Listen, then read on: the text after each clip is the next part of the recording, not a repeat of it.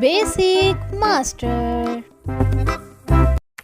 I am never free on Sunday. मैं इतवार को कभी फ्री नहीं होता. Once again. I am never free on Sunday. मैं इतवार को कभी फ्री नहीं होता. I am interested in swimming. मुझे तैराकी में दिलचस्पी है. Once again. I am interested in swimming. मुझे तैराकी में दिलचस्पी है. I am going to buy a new car. मैं एक नई कार खरीदने जा रहा हूँ.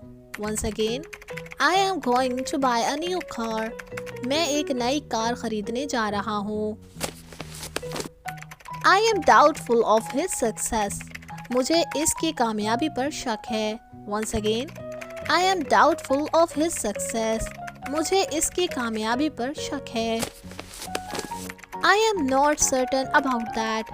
मुझे इसके बारे में यकीन नहीं है. Once again. I am not certain about that.